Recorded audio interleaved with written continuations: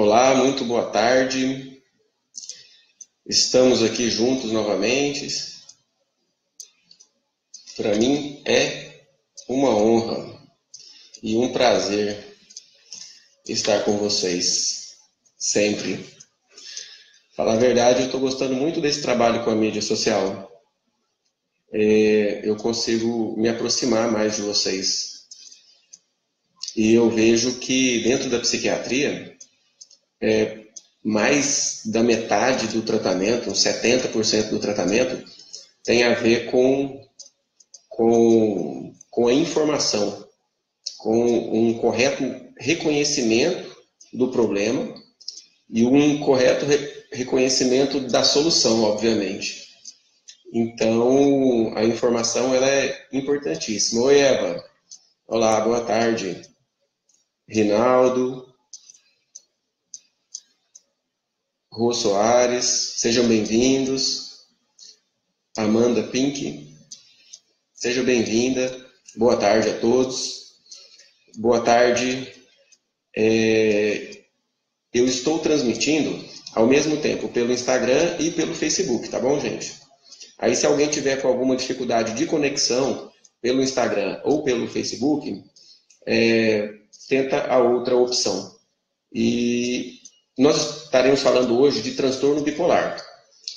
Mas antes de iniciar o conteúdo, eu queria pedir para vocês compartilharem, para que mais pessoas tenham acesso a esse conhecimento, a essa informação, principalmente alguém que você sabe que necessita estar escutando a respeito desse tipo de alteração, que é a doença dos altos e baixos do humor. Né? É a doença do humor em montanha-russa, digamos assim. E aí, à medida que vocês forem tendo dúvidas, vocês fiquem à vontade em perguntar. E não se esqueçam de curtir lá a nossa página do Face, que é o Psiquiatria com Você. Né? Se inscrevendo lá, você vai poder estar recebendo essas informações de uma forma mais direta. As informações das nossas lives, dos nossos vídeos, que tem como objetivo promover a saúde mental e o bem-estar, a alta performance. Nós temos trabalhado muito com uma dinâmica de bem-estar através do resultado. O resultado, ele é muito empolgante, digamos assim.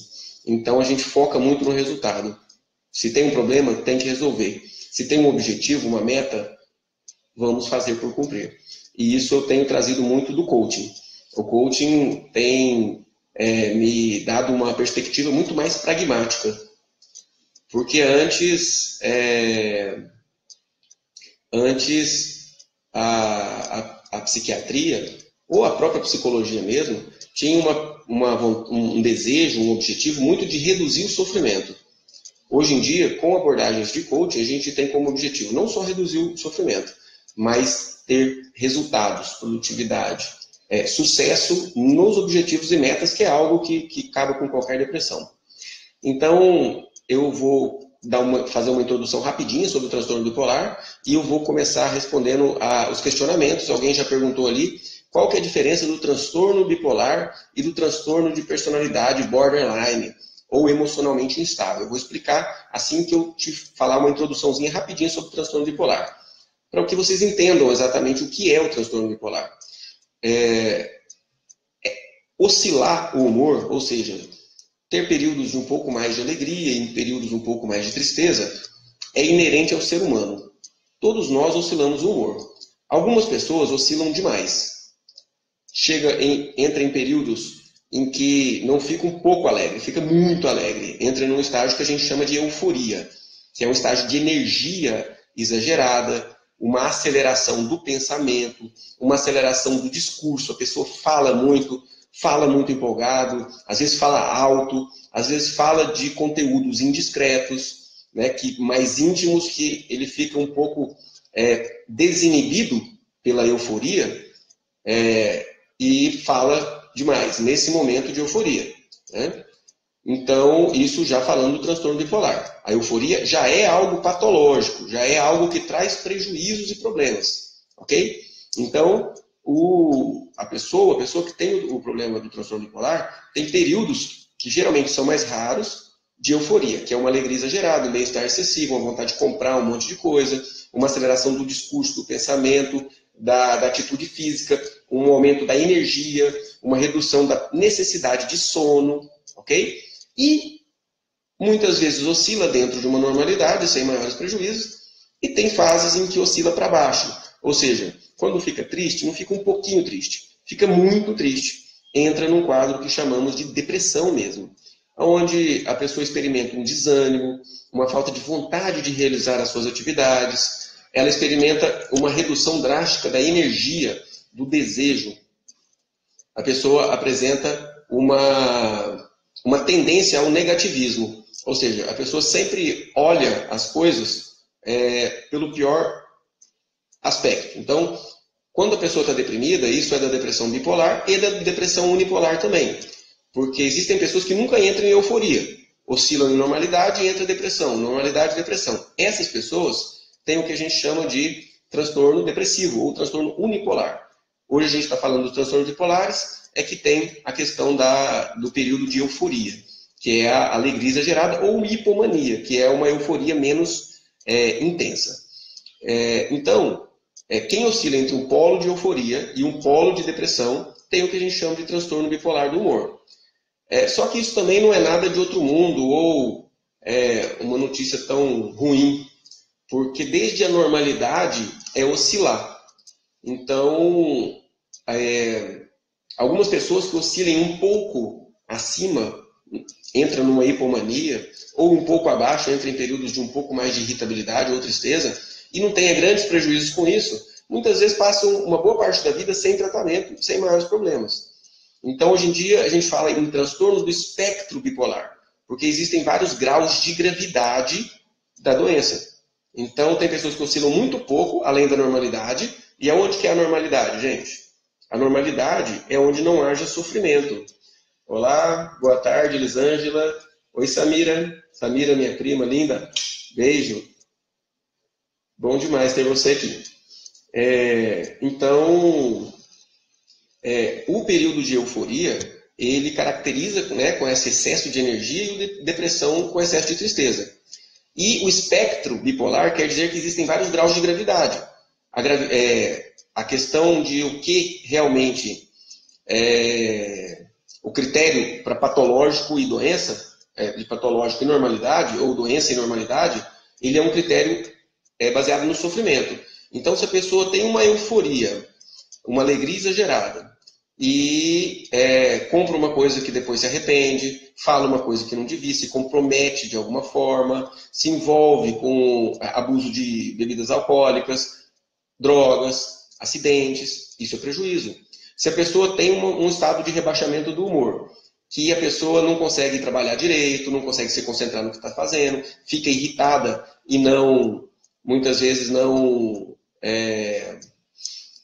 fica irritada e não consegue se relacionar bem, isso é prejuízo na questão da depressão e isso caracteriza a bipolaridade. Então, eu falei tudo isso para falar que existem vários graus de gravidade. Então, tem pessoas que sofrem muito pouco e pessoas que sofrem muito do transtorno bipolar, chegando aos períodos de euforia a delírios, ou seja, ideias falsas que a pessoa acredita como se fosse verdade. Então, por exemplo, um delírio de grandeza. A pessoa olha um estacionamento cheio de carro e pensa, isso aqui é tudo meu. Né? E ainda te dá uns carros de presente, por exemplo. Então, isso muitas vezes pode acontecer. Até o delírio, inclusive o delírio de culpa. Né? A pessoa, de repente, acha que é culpa dele a guerra lá do outro lado do mundo, ou ele não está fazendo nada para salvar a natureza. Entra num delírio de depressão muitas vezes. Isso nos quadros de bipolaridade mais graves. Okay? Então, já dá para saber direitinho o que é o transtorno bipolar. Maravilha. Então, nós temos aqui algumas participações. Alguém perguntou... Oi, Nilde, tudo bem? Nilde está mandando um abraço aqui para mim. Recebido esse abraço, hein, Nilde? Um beijão. Então, temos aqui os comentários. A Drica está falando. Gente, para quem está entrando agora, eu estou transmitindo ao mesmo tempo pelo Instagram, e ao vivo ao mesmo tempo pelo Face também, tá bom? E aí, quem tiver aí que sabe que outras pessoas serão beneficiadas, compartilha aí para a gente ter o máximo de gente alcançando essas informações. Então, a Drica Caldeira está comentando. Está me descrevendo, doutor. Estou assim, perdi muito peso, não durmo, fico alegre, daí um pouco choro muito. Será depressão ou bipolaridade? Drica, o excesso de oscilação de humor pode ser bipolaridade. Você tem que ser avaliada por um médico psiquiatra para que dê um diagnóstico, até para iniciar um tratamento. Não adianta nada ter o diagnóstico e não tomar uma providência para melhorar tudo isso. Isso que você disse acontece também no transtorno bipolar, que são as alterações do sono. Às vezes a pessoa dorme demais na depressão ou perde a necessidade de sono na euforia e na alimentação também. Às vezes se alimenta demais e às vezes se alimenta de menos, de acordo com o que oscila o humor. A Tiesa, olá, boa tarde, Tiesa, tudo bem? Tiesa Nascimento. Está fazendo uma pergunta. Quando a pessoa tem somente a fase da euforia, poderia ser transtorno bipolar também? Sim, Tiesa. Nós temos dois tipos de transtorno bipolar. Transtorno bipolar tipo 1, onde a pessoa tem quadros de euforia, de excesso de energia, de alegria exagerada, muito mais frequentes e mais intensos. E períodos de depressão também. E o transtorno bipolar tipo 2, onde a intensidade e a frequência da euforia é menor. Então, geralmente, o tipo 2 predomina em depressão. E o tipo 1 predomina em euforia. Alguém que a gente veja que predomina em euforia, ou seja, em algum momento, mesmo que raros, ele manifesta euforia, ele manifesta depressão. Então não tem nenhum bipolar que fique só na euforia. Entende? Até porque a euforia não compensa. A euforia, a pessoa se sente muito bem na hora que está eufórico e de repente a pessoa tem uma queda, um rebaixamento do humor. Vamos aqui ver os comentários aqui com o Facebook.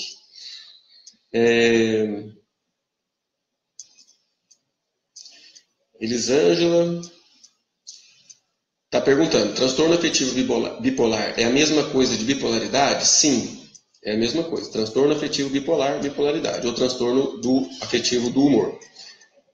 A Samira está dizendo, suas postagens têm me ajudado muito, bastante. Gratidão, muito obrigado, Samira. Estamos juntos, prima. Iane Paiva, automutilação faz parte da crise do transtorno bipolar? Sim, Iane. Pode acontecer automutilação. Qual que é o princípio da automutilação? A automutilação acontece na depressão unipolar, no transtorno bipolar e também no transtorno de personalidade borderline. Eu vou explicar a diferença já que alguém já perguntou, do transtorno de personalidade borderline. E aí vocês vão fazendo os comentários aí. A automutilação é como se a pessoa tivesse algum alívio da dor psíquica doendo fisicamente. Então ela se causa uma dor fisicamente, ou ela se corta, ou ela se queima com ferro quente, ou bituca de cigarro, ou ela arruma um jeito de ter dor física e descreve que a dor psíquica diminui. Então, por isso, ela tem alguma vantagem na automutilação. As pessoas acham que é para chamar a atenção. Não necessariamente isso. A pessoa pode estar se sentindo beneficiada com aquela automutilação, sim. Exceto nos casos onde a pessoa está delirante, né? A pessoa está totalmente fora da realidade. Então, aí já é uma automutilação com conteúdo de delírio. Por exemplo, eu tenho que cortar a minha mão porque senão a minha mão vai me matar. Por exemplo, é um delírio que a pessoa pode ter, e é um caso real que eu descrevo, drástico inclusive, que a pessoa passou uma maquita no braço e cortou. Então, não estava em tratamento, e isso é um quadro de psicose grave. Mas é um pouco diferente a automutilação de um jeito ou de outro. Tem essas duas motivações aí, ou por um delírio ou por um desejo de diminuir a dor psíquica. A Beatriz, obrigado pela participação, Beatriz, seja bem-vinda. Meu marido é hipertínico. Quais os cuidados que devemos ter de medicação? Então, Beatriz, cada caso é um caso.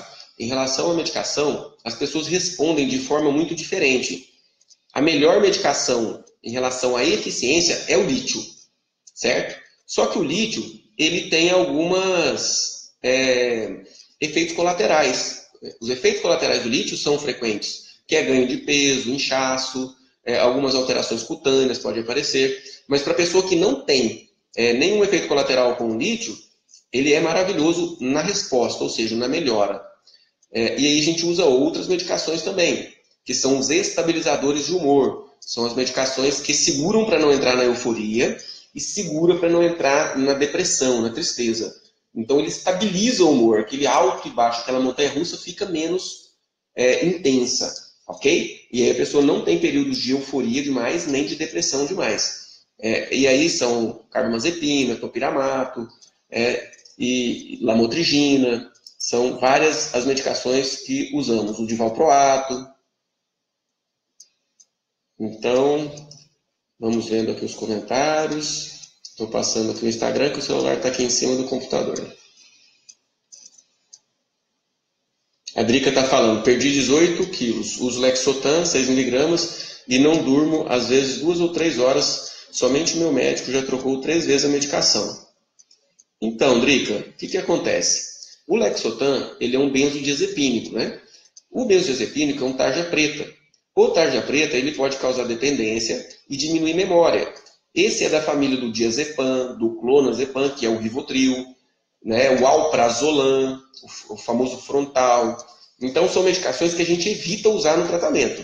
Se você está tomando tarja preta e ainda não dorme, algo tem que ser questionado, porque geralmente a gente usa o tarja preta por um período pequeno, até que os tarja vermelha, que são seguros, façam um efeito. Porque, infelizmente, o efeito do tarja vermelha em estabilizar o humor, ou em elevar o humor, ou seja, tirar da depressão, infelizmente é um efeito que demora, às vezes 3, 4, 8 semanas com algumas medicações. Então, nesse período inicial em que o tarja vermelha ainda não fez efeito, a gente usa o tarja preta como forma emergencial, de controlar o sono ou crises de pânico, de ansiedade, de medo, por um período que, na minha prática, eu não permito passar de 2, 3 meses o tarja preta, ok? São raros os casos que eu não consigo tirar o tarja preta, mas raríssimo mesmo. O esforço do tratamento, do manejo da medicação do tarja vermelha é geralmente para tirar o tarja preta, ok? Oi, Elisângela. Doutor, estou aqui com minha netinha e meu netinho, de 10, a menina 7, o menino manda um beijo, Yasmin e Vitória. Um beijão para vocês também, viu? Yasmin, Vitória e Pietro. Beijão para vocês.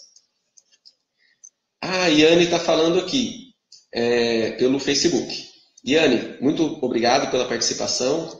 Eu fico muito feliz que vocês possam participar para que a gente interaja, para que a gente aprenda juntos, né? E a Yane considera aqui, não consigo aceitar o diagnóstico, por isso não consigo fazer o tratamento. Isso pode piorar o quadro? Sim, Yane. Já do conhecimento da pesquisa do transtorno bipolar, que o bipolar, ele demora, tendo prejuízos, problemas e sofrimentos, 10 anos para iniciar um tratamento. Durante uma fase, ele começa e para. Por que é mais difícil de tratar um bipolar do que o transtorno unipolar? Porque, o que acontece? Quando a pessoa está na fase de depressão, ele reconhece o problema, porque a depressão dói, entende? Mas, muitas vezes a gente inicia o tratamento e ele sai da depressão e muitas vezes entra numa fase de euforia. O que ele fala? O que ele pensa? A euforia dá um bem-estar tão grande que a pessoa pensa assim, o que esse pessoal quer me dar remédio? Eu não preciso de remédio não, estou ótima, né? Estou maravilhosa, melhor impossível. E aí pega o remédio todo e taca no lixo. Então, por uma fase ele faz isso, por uma fase ele nega totalmente o tratamento.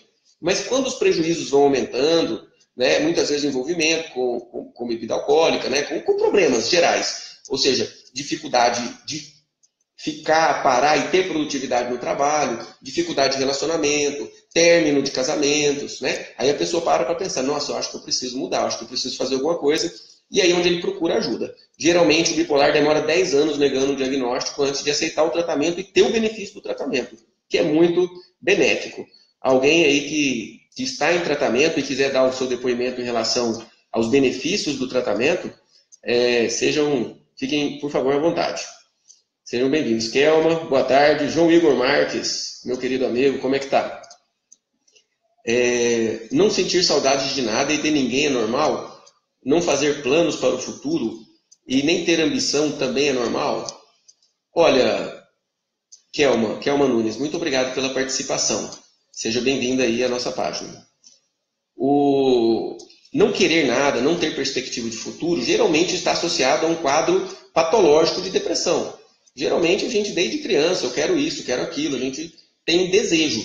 Inclusive, é um quadro patológico o problema, ou seja, o prejuízo da volição, chamada de vontade, desejo. Então, a pessoa em quadros de esquizofrenia, por exemplo, perde a vontade de fazer as coisas, mas também em quadros depressivos. A pessoa não tem desejos, né? Por quê? Porque não tem perspectiva de futuro. A depressão faz a pessoa pensar que nada que ele faça pode mudar ou melhorar o quadro dela.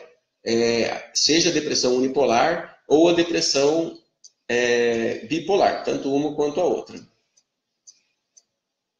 A David Carvalho, lá, está falando aqui pelo Instagram. Seja bem-vindo, viu, David? Doutor, conheço uma pessoa que desconfio que esteja depressiva, porém ele se recusa a procurar um profissional. O que devo fazer ou o que ela deve fazer? Boa pergunta, viu, David?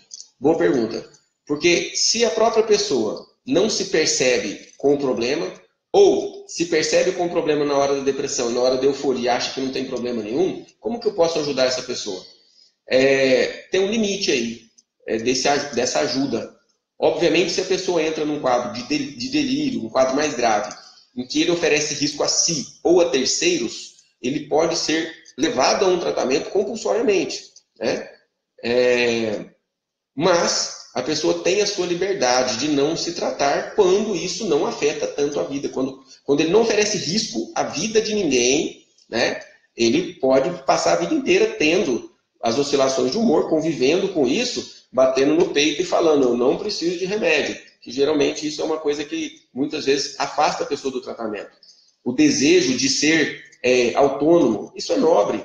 Querer ser autônomo, querer ser autossuficiente é muito nobre. Porém, a gente tem que ser inteligente também.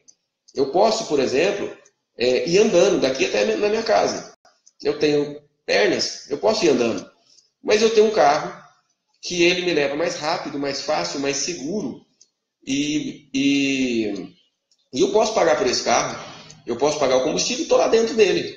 Entendeu? É mais ou menos isso. O tratamento do transtorno bipolar vai facilitar a vida da pessoa. O que ela ia andar a pé de quilômetros, ela vai rapidinho. Entendeu? Com a ajuda do tratamento, do remédio, da psicoterapia. E voltando ao que você pode fazer, é orientar, é pedir para que ele assista essa live, para que ele entenda melhor o problema. E entenda que há uma melhora muito grande com o tratamento. A resposta com o tratamento é fenomenal. Eu tenho um paciente, por exemplo, que com comorbidade, ou seja, o transtorno bipolar muitas vezes vem com outras doenças juntas, como por exemplo, a dependência química. Então, eu tinha um paciente que ele internou umas 8 vezes por conta de dependência de cocaína. Ele nunca recebeu o diagnóstico de bipolaridade. A partir do momento que eu dei o diagnóstico de bipolaridade para ele e que ele começou o tratamento, ele nunca mais internou por conta de cocaína. Porque o que acontecia? Ele ficava internado, saía, não fazia tratamento, entrava em euforia, cocaína. Entrava em depressão, cocaína. Então não conseguia manter abstinente. O uso da medicação, psicoterapia, estabilizamos o humor, fissura ficou controlável. Ele parou de recair em cocaína. E aí o que acontece? Muitas vezes a gente pode orientar, ajudar e tudo, mas se a pessoa fala que não quer, é melhor que ela arque com as consequências, entendeu? É igual a dependência química. A pessoa está usando droga. Isso aqui que eu faço para ajudar. Deixa ele sofrer as consequências desse adoecimento para ele conseguir perceber que há problema. Então, se a pessoa, por um transtorno bipolar, por exemplo, fica irritado, agressivo, espanca a esposa. Aí a esposa vai querer ajudar e fica quietinha, né? Não denuncia, né? Esconde de toda a família. Ela está achando que está ajudando, mas ela está favorecendo esse marido a permanecer na doença. Então, quando a pessoa tem algum problema, deixe ele arcar com as consequências do problema dele. Que isso, no final das contas, é o que vai fazer ele se tratar. Infelizmente, o que mais faz do transtorno, o paciente com transtorno bipolar se tratar é o sofrimento. Na verdade, em tudo na vida, né? A gente só muda quando a dor de ficar é maior. Aí a gente muda, porque a dor vai ser menor. Então, muitas vezes, quando a gente protege demais alguém em qualquer circunstância, ele acaba não tendo forças para se modificar e para crescer na vida. Não tem energia, não tem força, não tem sucesso, digamos assim. Não tem efetividade. Olá, Juliette, boa tarde, seja bem-vinda. Nelismar Alves. Não tenho paciência para nada, Nelismar está falando aqui pelo Face. Isso me atrapalha demais. Com certeza, Nelismar. A impaciência, ou seja, a irritabilidade, muitas vezes é um sintoma de depressão. Seja bipolar ou seja unipolar, o rebaixamento do humor muitas vezes se manifesta como irritabilidade. Então, muitas vezes o paciente fala, eu dou o diagnóstico de depressão ou de bipolaridade, e aí o paciente fala, mas doutor, eu não sou triste, como que o senhor está falando que eu tenho depressão? É porque a depressão, em algumas pessoas, ela se manifesta como tristeza, melancolia, choro fácil, reclamação da vida, mas em algumas pessoas de personalidade mais exigente, a depressão se manifesta como irritabilidade. A pessoa sente um desprazer de graça. De basal, ele já está em desprazer. Se vem alguma outra fonte, digamos assim, de frustração, mesmo que pequena, parece que vai sendo sempre a gota d'água. E essa pessoa, muitas vezes, fica muito agressivo, irritado, dando respostas, ou muitas vezes até agredindo fisicamente. Porque nós temos na depressão um estado chamado misto, onde a pessoa tem... Vou tomar uma aguinha para molhar a garganta, que a gente vai falando.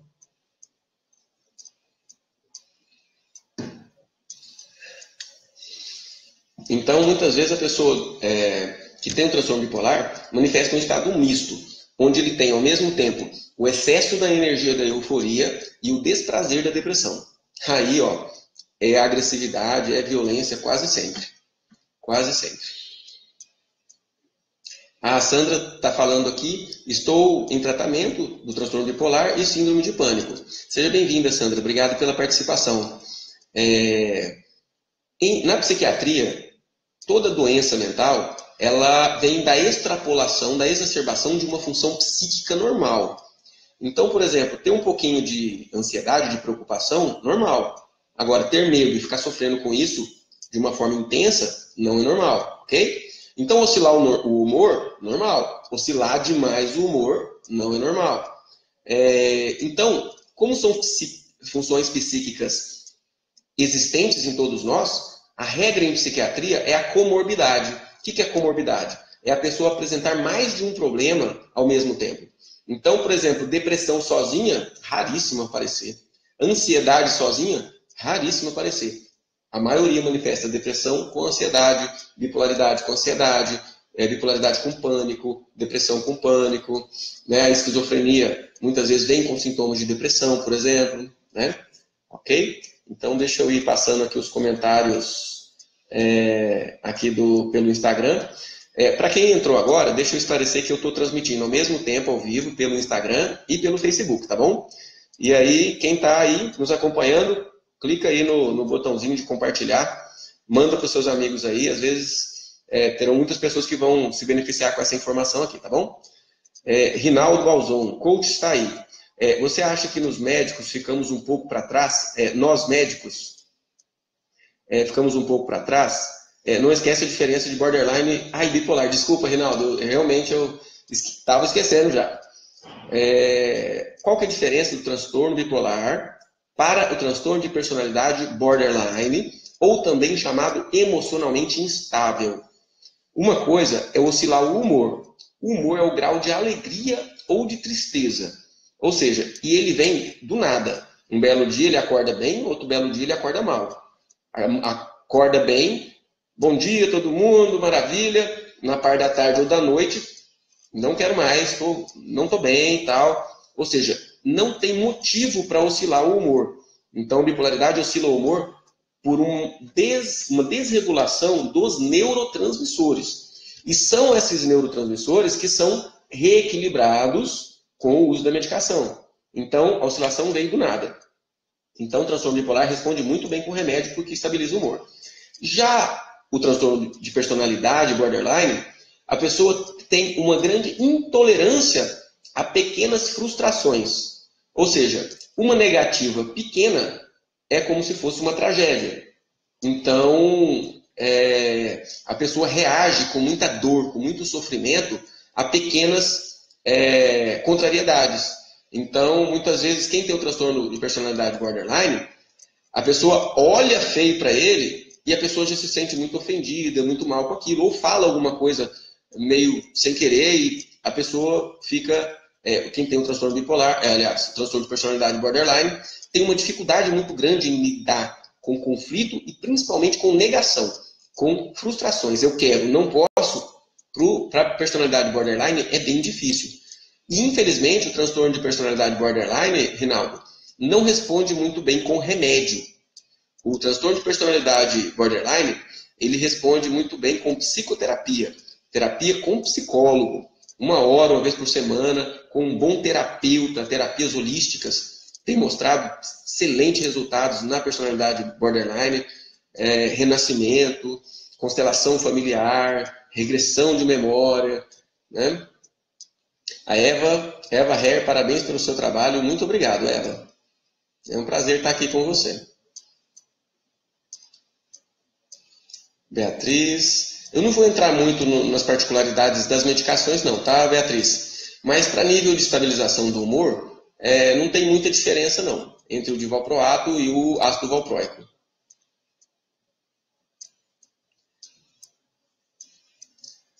A Drica está falando, usei Zolpidem 3 meses, Lexotan 3 mg 1 mês, agora estou no segundo mês do de 6 mg. Senti livre da ansiedade, mas o desânimo, a tristeza, às vezes a euforia continua. Uso citalopram também.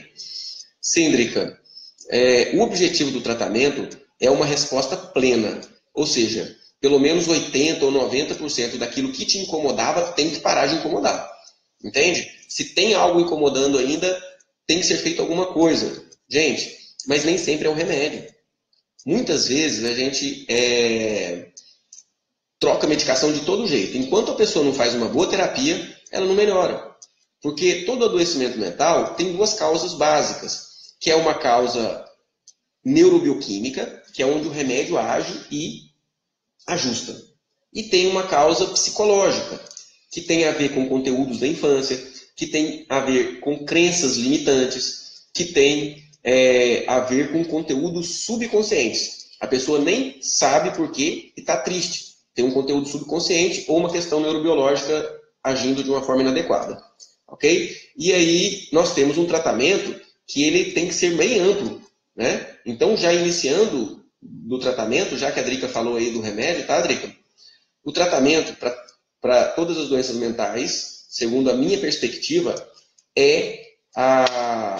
consiste em 4 pilares, em 4 bases de um bom tratamento. A primeira delas, tão importante quanto as outras 3, é a medicação. Então, a medicação, ela por si só já melhora a qualidade do sono, já zera totalmente a possibilidade de alucinações ou de delírios. A medicação por si só, ela já melhora o humor. A pessoa tem uma facilidade de receber a perspectiva positiva. O que acontece? Quem está deprimido ou quem tem ansiedade, quem está deprimido olha para o passado e tem uma perspectiva negativa. Pode ter acontecido 10 coisas boas. Se teve uma coisa ruim que aconteceu, é a coisa ruim que ele pega e fica ali segurando e remoendo. O ansioso pode ter 10 possibilidades futuras boas.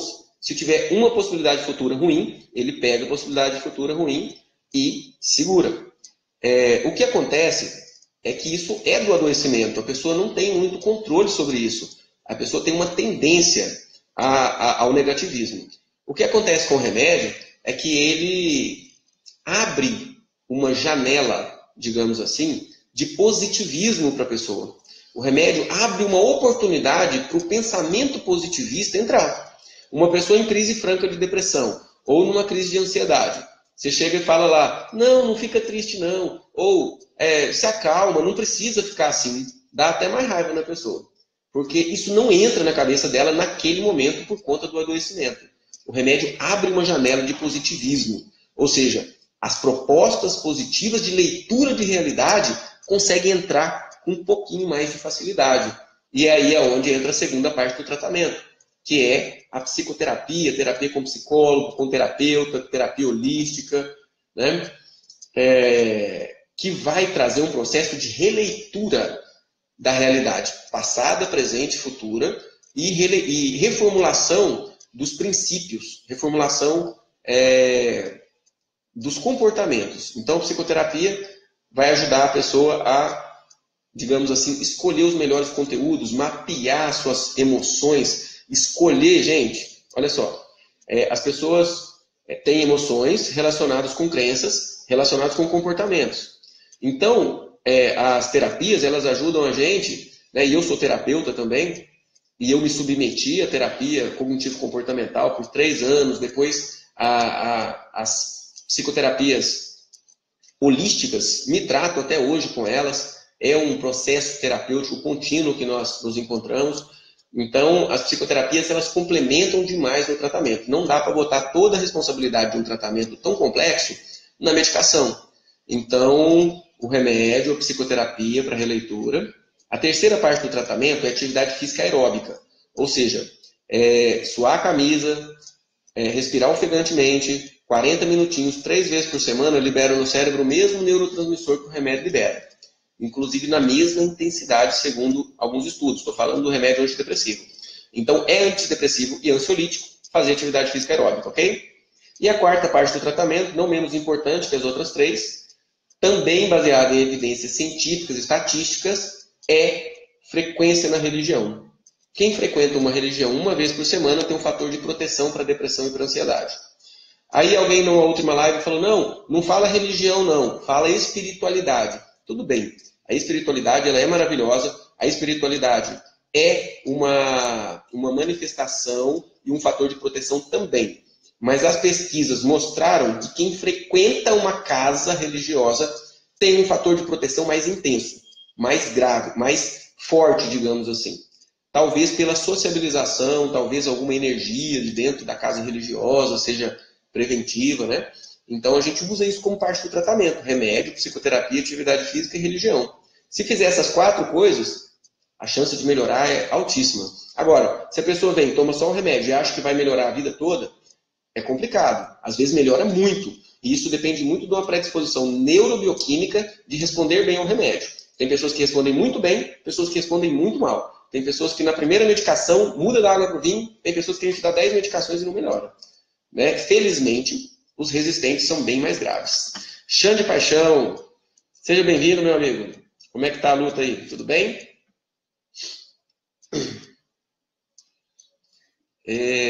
Deixa eu passar aqui os comentários do Instagram, porque a gente vai fazer até as 14 horas, então temos 18 minutos ainda. A Márcia Gaioso, olá Márcia, seja bem-vinda, muito obrigado pela participação.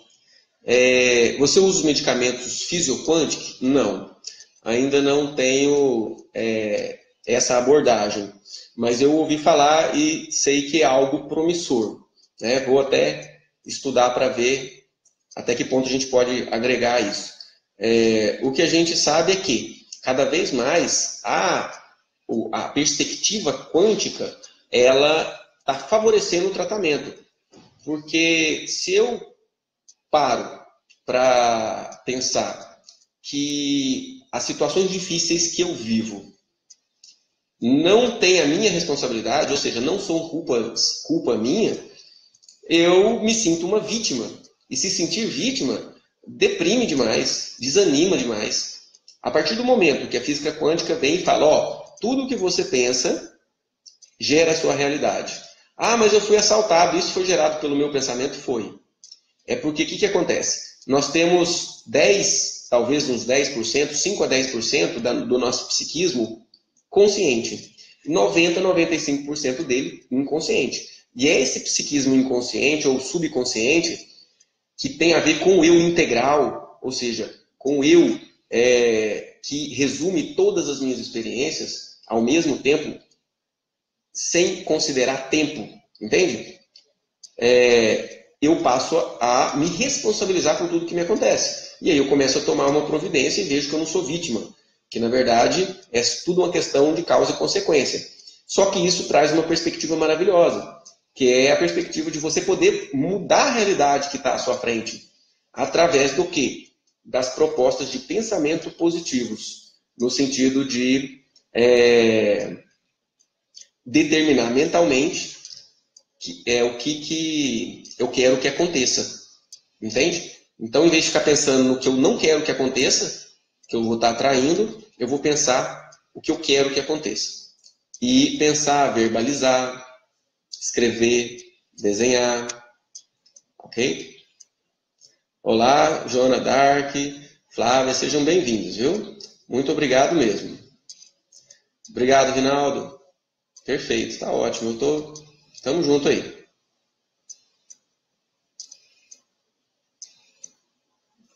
Muito obrigado, Evinha. Drica. É isso. A Drica está comentando. É isso, sou assim. Tenho uma filha diabética de 8 anos e me separei recentemente. Uhum. Então, todas essas adversidades da vida, elas não são simples, né? Elas têm que ter uma...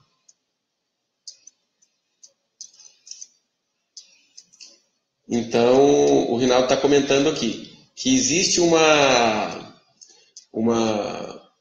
perspectiva de que o remédio melhora de uma hora para outra. E isso realmente não é real. A medicação ela tem um tempo para fazer efeito. Os antipsicóticos, ou seja, as medicações que combatem a confusão mental, o delírio e as alucinações, eles têm um efeito até mais rápido. Uma semana a gente tem um efeito razoável deles, mas o efeito pleno acontece em meses. E os antidepressivos, os estabilizadores de humor, têm um efeito muito pequeno na primeira semana de tratamento e vai ter um efeito pleno com um mês e meio de tratamento.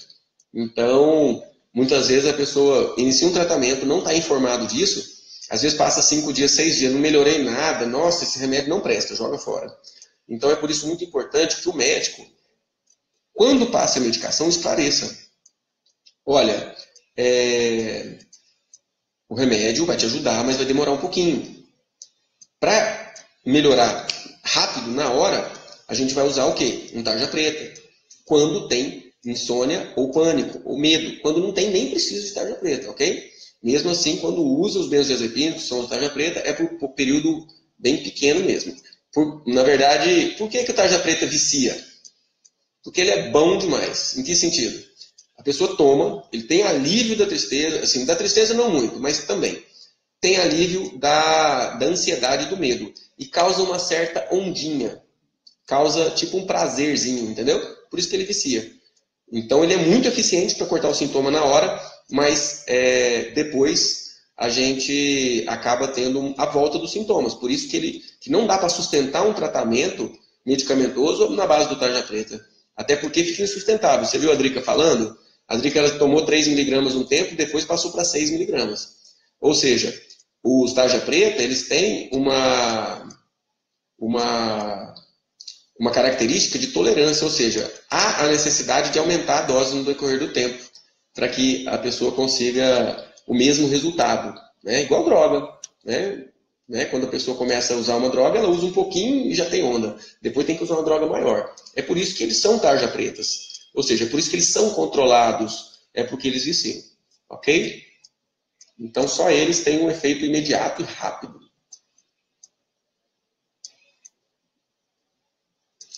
Oi, Socorro. Roberto Socorro. Seja bem-vindo. Que pena que cheguei no final, mas valeu.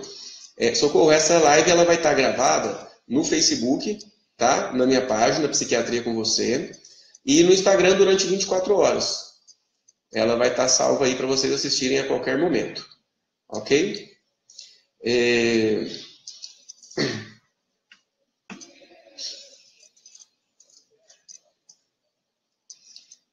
A Fernanda está falando aqui. Seja bem-vinda, Fernanda. Muito obrigado pela participação. Minha filha toma lítio para transtorno bipolar. É certo esse medicamento? Sim, Fernanda. Assim, quer dizer, depende de cada caso. Mas para o transtorno bipolar, conforme você disse aí, o lítio ele é a medicação mais eficiente de todas. A gente só não usa mais o lítio porque ele tem alguns efeitos colaterais. Mas para quem não tem efeito colateral, ele é o melhor de todos, com certeza.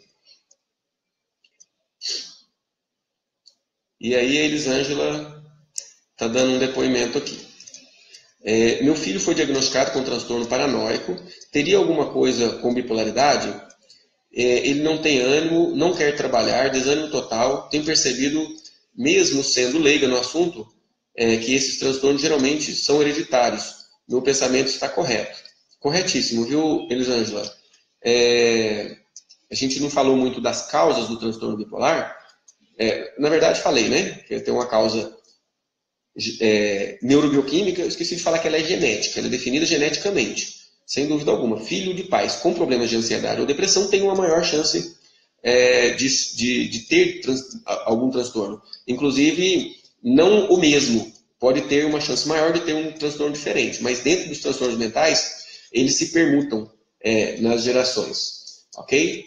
E existe um fator ambiental, né, de causa, onde trauma na infância, situações de agressão, situações de violência na infância, na adolescência, situações traumáticas mesmo na vida adulta, podem precipitar o aparecimento ou o agravamento do transtorno bipolar. Você perguntou também, Elisângela, em relação ao transtorno paranoico. A paranoia é o delírio de perseguição, é a sensação que alguém está perseguindo. Geralmente a paranoia acontece na esquizofrenia, acontece também no transtorno bipolar, mas é menos frequente. No transtorno bipolar, geralmente a pessoa tem um delírio de grandeza.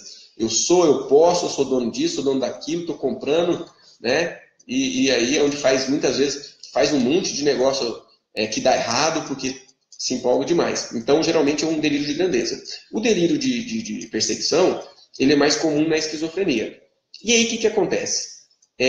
Nós temos na esquizofrenia um quadro contrário da oscilação excessiva de humor. Porque no transtorno bipolar, a pessoa às vezes fica muito alegre, às vezes fica muito triste. E isso caracteriza o transtorno bipolar. Na esquizofrenia, nós temos um quadro que chamamos de embotamento afetivo. O embotamento afetivo é quando a pessoa deixa de ter oscilação de humor. Então, o paciente com a esquizofrenia que tem o embotamento afetivo, ele tem uma notícia boa, é uma face. Tem uma notícia ruim, é a mesma face, ou não muda, é sempre aquela mesma face. Não tem um sorriso ou uma cara feia, não tem. É sempre assim, não oscila o humor, ou seja, é sempre o mesmo humor. Isso é um quadro patológico da esquizofrenia, com certeza. Então, a esquizofrenia tem mais a ver com o contrário da depressão. Mas nós temos também uma mistura, entre aspas, do transtorno bipolar com a esquizofrenia, que é o que a gente chama de transtorno esquizoafetivo. O transtorno esquizoafetivo, ele é quando a pessoa manifesta alucinações. O que é alucinação? Escutar a voz, ver vulto. Deixa eu tomar uma água aqui.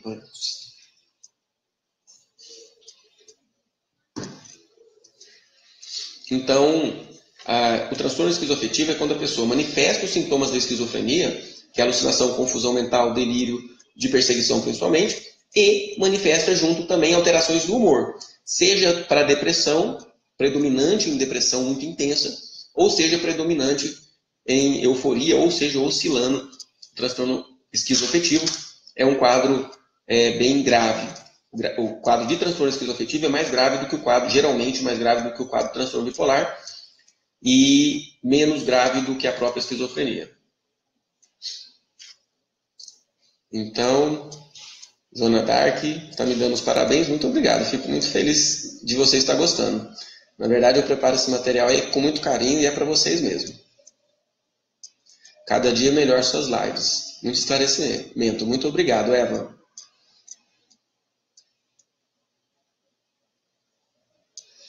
E aproveitando a oportunidade, amanhã a meio-dia e meia, meio-dia e 40, eu vou estar na Rádio Vinha FM, falando sobre o poder e as consequências das redes sociais. Olha que interessante. Amanhã, quinta-feira, meio-dia e 40, na Rádio Vinha, no programa Mesa dos Notáveis. Eu vou estar lá junto com outras pessoas falando a respeito desse assunto aqui. A Yane está compartilhando aqui com a gente. Tive perdas importantes como a guarda do meu filho e até passei pela prisão por motivos dessa doença, segundo médicos, mas eu não consigo aderir ao tratamento. Yane, isso é muito comum, tá? Porque a oscilação de humor, ela realmente traz uma alteração do comportamento, digamos assim, do autocontrole e da automotivação. Você já reparou, por exemplo, uma pessoa que bebe um pouquinho de bebida alcoólica? Ele bebe um pouquinho de bebida alcoólica, ele entra num estado de hipomania, ou uma pré-euforia, ou até em euforia franca. Então ele bebe um pouco, ele fala demais, ele dá gargalhada, né? Ele se compromete, ele quer as coisas, quer isso, quer aquilo. Quem tem o transtorno bipolar tem um momento semelhante a essa pessoa que bebeu. Então o comportamento ele vai estar muito alterado. Então uma pessoa que em normalidade não cometeria um crime, na euforia, pelo excesso de autorreferência positiva, ou seja, a pessoa se acha e acha que vai dar certo, e eu posso, eu consigo, eu sou poderoso. É uma sensação que ele tem. É a hora que ele muitas vezes faz uma besteira, digamos assim, só que o sistema judiciário, ele realmente não está preparado para lidar com esse tipo de situação, né? Onde o grau de entendimento da pessoa e de autodeterminação está variável, ou está, digamos assim, está parcial. Não dá para falar que é uma total inconsciência, tanto é que eles condenam. Mas existe um grau de inimputabilidade, ou seja, um grau de diminuição da culpa de quem comete um crime estando em transtorno. Inclusive, eu tenho alguns pacientes do semiaberto que eu tenho a nítida impressão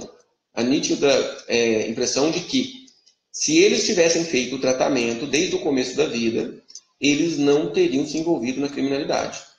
Uma impressão muito nítida nesse aspecto. Então, precisou da pessoa ter um prejuízo do tamanho de uma prisão para entender que precisa se tratar. Então, acredito, Yane, que você esteja numa situação talvez semelhante. Então, perdeu a guarda do seu filho, né? Então, quer dizer, isso são problemas. São problemas que devem te fazer aderir ao tratamento, né? Tentar ir ao tratamento. Tentar aceitar o tratamento. Até porque o tratamento não diminui ninguém em nada. As pessoas têm uma perspectiva que, se ele vem no psiquiatra, é porque está jogando pedra, é porque está escutando voz, é porque está batendo os outros na rua. Não é. Não é. A psiquiatria, hoje em dia, ela trata sofrimentos muito menores, muito menos intensos. Às vezes, uma fobia específica, né? Eu cito muito um caso de um paciente meu, que ele tinha uma fobia específica que era medo de pássaros. Fobia de pássaros, né? Então ele vivia, ele cuidava da família, ele trabalhava, ele era razoavelmente bem sucedido, mas quando chegava perto de um pássaro, ele tinha pavor, sudorese fria, palpitação, falta de ar, sensação de medo. No trabalho dele, tinha uns pássaros que ficavam nas janelas, aquilo perturbava o dia dele, ele não produzia tão bem por conta disso. Ou seja, era uma coisa que não atrapalhava tanto, mas atrapalhava. Quando ele fez o tratamento, ele zerou o medo de pássaros. A fobia foi totalmente tratada. E ele conseguiu conviver, entendeu? Com isso, sem sentir medo, com o tratamento adequado. Ou seja, o tratamento teve início, meio e fim. Ele tomou remédio um tempo, fez psicoterapia, e por incrível que pareça, o remédio por si só já tira 80% do medo. 80%. É muito... Quem já tratou sabe o quanto o remédio é assim, importante na reversão dos sintomas. Então, vir no psiquiatra é normal, tá, gente? Precisar. A Pati Eudora. Doutor, eu vejo você falando de todos esses transtornos e tenho medo de sentir tudo isso. Minha psiquiatra disse que tenho depressão recorrente e pânico. Isso que sinto também não se encaixa no toque? Depende do que você sente, tá, Pati Eudora? Porque o toque, a gente vai até fazer uma live específica sobre o toque, mas de uma forma resumida, ele é quando a pessoa tem pensamentos repetitivos, intrusivos, a pessoa não quer pensar naquilo e aquilo fica repetindo, e para aliviar esses pensamentos repetitivos, ela tem uma atitude, um comportamento compulsivo. Então o pensamento é obsessivo, e o pensamento é obsessivo e o comportamento é compulsivo. Por exemplo, ele tem um pensamento obsessivo que a mão está suja. Ele tem um comportamento compulsivo de ir lá e lavar. Ele lava, ele sabe racionalmente que a mão está limpa. Ele vai lá e lava. Isso diminui a repetição do pensamento obsessivo. E dá um alíviozinho, ele vai e continua fazendo as coisas. E daqui a pouquinho, o pensamento obsessivo começa a martelar de novo. Ele vai lá ter um comportamento compulsivo de lavar de novo. Isso alivia. Ele sabe que a mão está limpa. Mas ele faz o comportamento para diminuir a repetição do pensamento obsessivo. Então tem vários tipos de toque, de organização, de simetria, né? A pessoa tem mania de conferir porta, a pessoa sai do carro, né? Tranca, sabe que trancou, mas ele tem que voltar lá e dar uma conferida. Isso é normal até certo ponto, mas quando começa a comprometer a vida da pessoa, quando ele começa a voltar 5, 6 vezes no carro para trancar de novo, isso já indica algum tipo de prejuízo e pode ser um adoecimento. Ok? Então, o toque ele tem a ver com ansiedade e pânico. Ele não tem muito a ver com depressão, não. Mas eles podem estar juntos. E em muitos momentos vem. Olá, Fernanda Muniz. Muito obrigado, Fernanda. Está me dando os parabéns aqui. Eu estou transmitindo ao mesmo tempo pelo Instagram e pelo Facebook, tá bom, gente? E aí, compartilha com a galera aí. Fica no Instagram por 24 horas e no Facebook fica na nossa página Psiquiatria com Você. Esse conteúdo aí. A Paty está falando que está tomando sertralina. Sertralina é uma excelente medicação, tá, Paty? Muito segura, não causa dependência, não diminui memória. Geralmente eficiente, né? Como eu disse, as pessoas respondem muito diferentemente para medicações diferentes e para doses diferentes. Então, por exemplo, a dose... eu estou tomando sertralina. Mas a dose terapêutica de sertralina vai de 50 a 250. Então, muitas vezes, se o tratamento é feito por um clínico, ou se é um tratamento feito pelo cardiologista, que muitas vezes faz. A pessoa tem resistência de ir no psiquiatra, aí a própria ginecologista, por exemplo, ela se vê na obrigação de tratar aquela depressão daquela pessoa. Só que o foco principal do ginecologista, do obstetra, do cardiologista, que a pessoa vai com palpitação, falta de ar e medo, vai no cardiologista. E não quer ir no psiquiatra. E ele volta no cardiologista e volta no cardiologista, e o cardiologista fala, então tá bom, deixa eu tratar esse ser humano aqui e passa o remédio. Só que muitas vezes ele não tem, o foco dele não é na parte da depressão e da ansiedade, é na cardiologia, no coração. Então ele vai tratar a parte do coração e às vezes a parte psiquiátrica fica um pouquinho de lado e aí a pessoa fica tomando o remédio muitas vezes por um tempão em subdose, ou seja, numa dose que não trata. Ou seja, ela está tomando remédio, às vezes 50 mg de sertralina, e está tendo sintoma. Né? Se um manejamento do remédio de uma forma mais adequada, iria aumentar a dose do remédio para melhorar os sintomas, para melhorar a resposta. A gente se dá por satisfeito quando nós temos aí 80%, 90% de melhoras. Tá bom? Nosso tempo está se esgotando. Foi bom demais. Oi, César. Chegou no finalzinho, mas assiste, está lá na página do Face, tá bom? Edna, seja bem-vinda. Nós já estamos nos momentos finais, né? Encerrando. Eu agradeço demais a participação de vocês, mas nós vamos fazer as lives a partir de agora só em 1 hora. Nós fizemos uma live de meditação que deu 1h37, 1h30 mais ou menos, né? Ficou muito comprida. Mas para esses assuntos mais técnicos, a gente vai fazer live de no máximo 1 hora, ok? E aí a gente está encerrando. Bom demais. Gessé Paixão, né? Xande Paixão, nome artístico, né? Prazer em ter tido vocês aqui. Muito obrigado. Curte a nossa transmissão, compartilha, que eu tenho certeza que muita gente vai se beneficiar com esse conteúdo aí, tá bom? Beijão no coração para todos vocês e vamos seguir de corações conectados. Até mais. Tchau, tchau.